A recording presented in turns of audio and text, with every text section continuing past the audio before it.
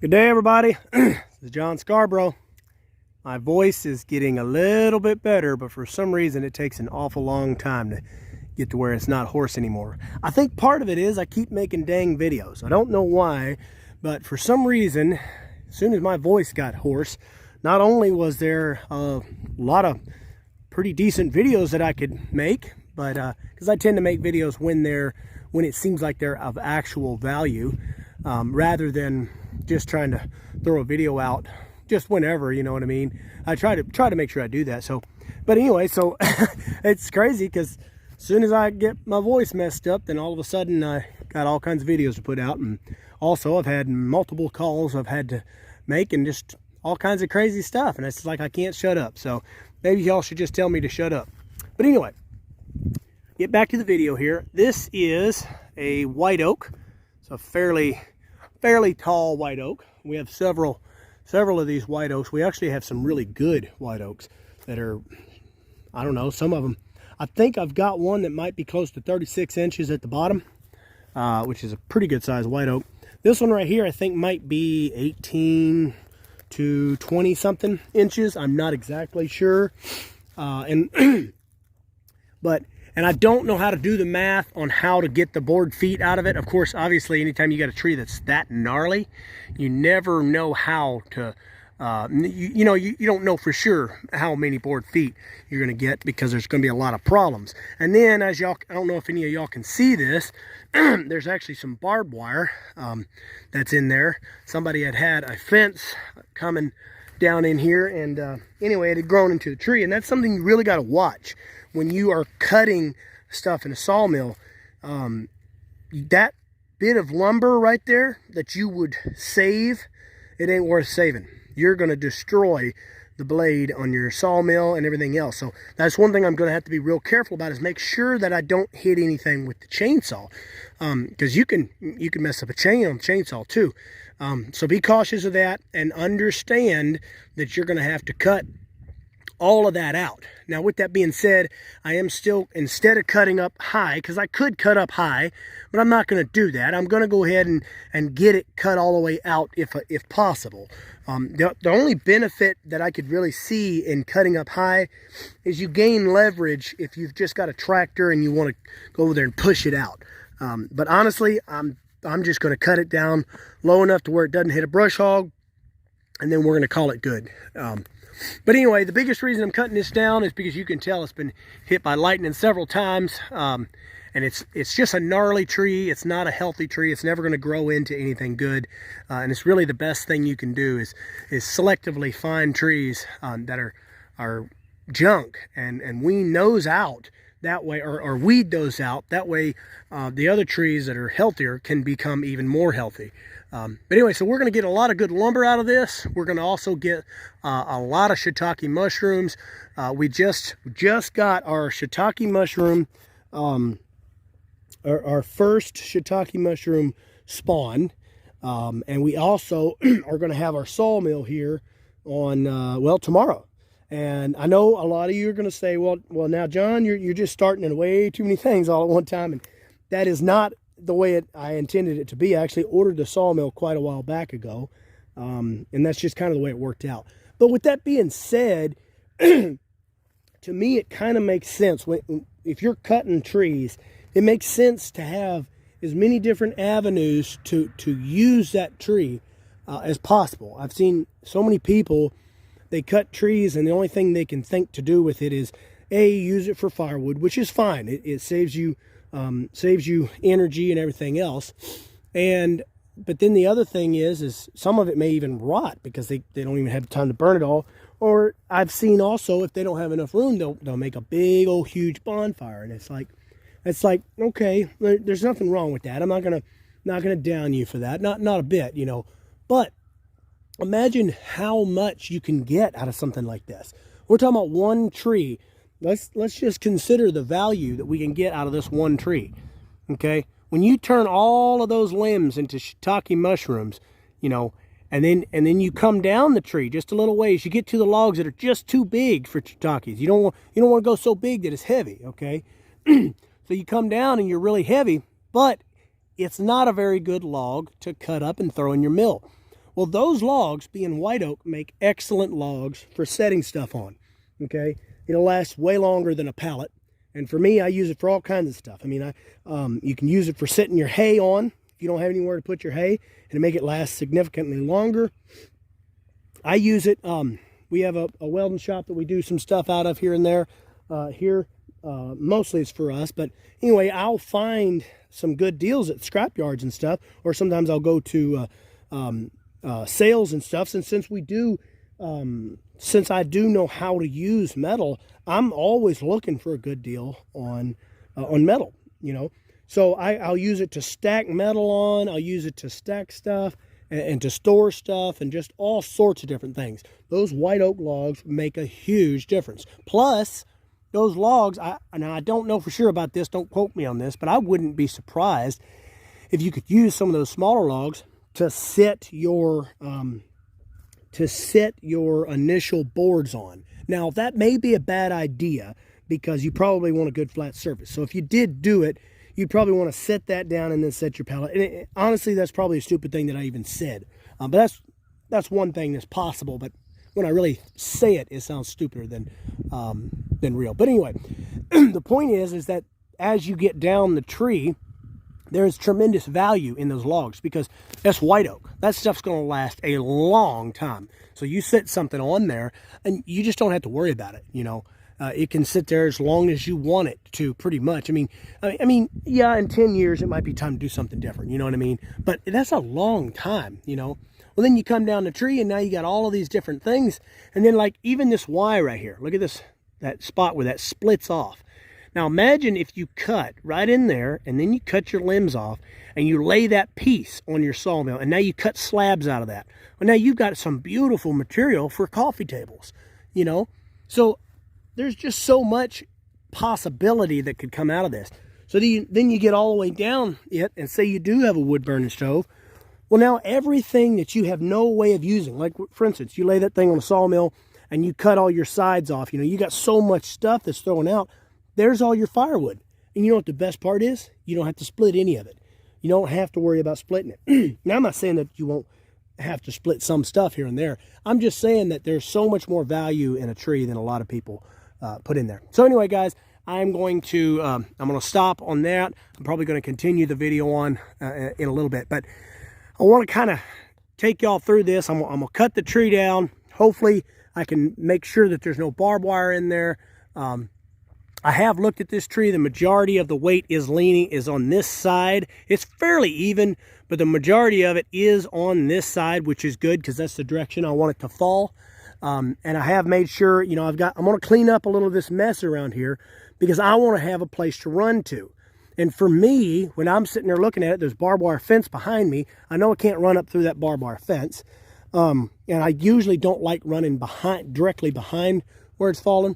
I have to be able to, I got to find the best spot to run, and then I got to have a plan B, because if for some reason it starts to fall the direction that I didn't predict, which can happen, then I've got to have that plan B in my mind, because if it starts to fall that wrong way, I'm going to panic a little bit. I try not to, but I'm going to. I'm human. So if I have that already set, I kind of know what to do. But the best place I can see, and if anybody knows anything different, if it falls this direction, the direction that I can see, and you can usually tell pretty quick if it's going like what you want it to. In my mind, the best thing for me to do is to head that way down that fence. All of that's clean back there. You can't tell here, but it's got a perfectly clean trail behind all of that. And there's a couple reasons for thinking that. For one, you got this tree. If for some reason it did, let's just say that you see it coming this way, but for something happens as you start to run and some reason it twists that way, you've got cover there to protect you, okay? And that's my thinking. If anybody else has something else, somebody that's a professional and sees a better way out, I'd love to hear your opinion on it for sure. Because obviously I'm not a professional. I've done this some, but I'm not a professional. I have done a small amount of it, made some money with it, a small amount, for only about 6 months. But by no means does that make me a professional, you know. So I'd love to hear anybody's opinion that knows what they're talking about on that for sure. But anyway, I'm going to stop talking. I wish I could get a running time with me sitting here cutting, but unfortunately I hate to set the camera up and have to worry about it as well, and I don't have anybody to film for me. So that's just kind of the way it's going to have to be. I'm going to have to get it cut, and then I'll retake once I get it on the ground. So anyway, guys, yeah. All right, guys, so here we are. We've kind of moved forward. You can tell we got a little bit more to do here. We're just about there. I'm going to kind of show you around on this side. You can tell I've cut out pretty good there. I'm not going to tell anybody, not going to try to tell anybody tips or tricks on this. I feel fairly confident in my knowledge on this. So I want you to just take this as an informational video only. This is what I'm doing and how I'm doing it. With that being said, I would also like to say, if there are any professionals watching this, anybody that knows what they're doing and you are a professional, I would appreciate your input or tips. If you see me doing something right, I'd appreciate it if you let me know. And if you see me doing something wrong, let me know that too. And if you see me doing something stupid, then please let me know. I would appreciate you being nice about it, but let me know, please. I am a firm believer in learning more and more. I will never tell myself, I hope I will never tell myself I don't know anything, or I know everything. So I'd cut that out, got it cleaned out. Upon further inspection from earlier, I could, from looking at it, all the weight is in fact leaning straight downhill, but it actually, the weight is shifted that way just a little bit, so it looked like to me heading that direction is probably a better bet. And I put another video out about talking about possibly making one tree lean one way or the other way or something like that, and that's something you can do. There are techniques to show you how to do that. I don't really suggest it on a larger tree unless you just have to, but on a larger tree, if it's at all possible, I suggest letting it drop in the direction it wants to drop. That's the best possible thing you can do. If you have to pull it the other way, then that's where the techniques come about. But anyway, like I said, I'm not a professional in any way, and I'm not going to even tell y'all how to do it. So I want y'all to just watch this video as if you're just looking at the way that I'm doing it. If you're not a professional, watch it and enjoy it. If you are a professional, please give me some input, whether it's good or bad. I would truly appreciate it. Thanks. I will continue the video shortly. All right, so I got the tree down, as y'all can see. Everything went well. It went pretty much in the direction I wanted to. I mean, I could just lie to you and tell you it laid exactly where I wanted it to. But in reality, I actually hoped for the tree to be exactly in that direction, but over here. And you can see where the stump is and kind of what my goal was a little bit, based on all of that. But you could tell the whole tree landed, it actually landed there, so it actually could have landed close to where I wanted it, but it nearly looks like the whole dang tree bounced, which I've seen before. But anyway, so no harm. The only real reason I wanted it there and not there was because obviously you can see the tree that I was trying to miss. Well, I did miss it, and if I was a liar, I'd tell you I did all that on purpose too, but I didn't. But everything went great. Didn't have any problems. This, guys, I don't know what this is, but if I had to guess, I would say that it was from where the lightning struck the tree. It was very obvious that the lightning had struck the tree. So I'm assuming that all of that black is from when the lightning hit the tree. You can see it in that right there. So hopefully, well, I don't know. That's going to be, it might lead for some interesting looking oak for sure. But anyway, I think it's going to be a cool little tree. We're going to get decent amount of it cut up for lumber. Is the odd shape that it is, it's not going to be the best lumber. And I know that I had said at the beginning of the video I wanted to chop it as low as I could, but after looking closer and closer at it, I actually started realizing that I could not identify for sure where all of the barbed wire was. So the only way I knew for sure I was going to miss the barbed wire is if I got all the way down, which really probably would have been better anyway. And honestly, my saw was just not big enough for it. My saw literally was just big enough to cut right here. So I figured, since it's not going to bother me too much. I mean, I'm right up here close to the fence. It's not going to be the end of the world if I can't brush hog, you know, perfectly over that. I still may push that stump out or something, but with all of that barbed wire in there, I would not have put that on the sawmill anyway. In fact, there's about a foot of this I'm going to have to cut out and throw away because I'm seeing signs, possible signs of barbed wire in there to about a foot up. So we're going to cut it out too, and I kind of hate it. I know somebody's going to ask me in the comments, well, if you're going to cut a foot out, why didn't you come up with come up a foot? Well, honestly, if I would have come up a foot to do that, what that would have done is it would have made me in a very awkward position with that saw. And I'd rather use a little bit more fuel, a little bit more chain and all like that, and get my, well, not be in an awkward position. You know, you're just asking for trouble when you do that. So it's not going to take much more to cut that little bit out. It's not ideal, but it is what's going to happen. I'm going to walk this log off. We're going to start about a foot back from there, somewhere in there, and I'm going to walk off and see just how big of a log I'll get before I really get some damage. 1, 2, 3 and a part. So I'd say I'd get a 12-foot log. Okay, I'll probably just do a 10-footer. Do a 10-footer out of that because the 12-foot would be right in there. So I'll probably just do a 10-footer. But then the rest of this has got some really unique character. So what my thought is, is to get the rest of this, whatever I can get laid up on the sawmill, that'll make some neat live edge stuff. So we'll cut that out and see if that'll turn into a decent live edge. And we may actually even get some boards out of it.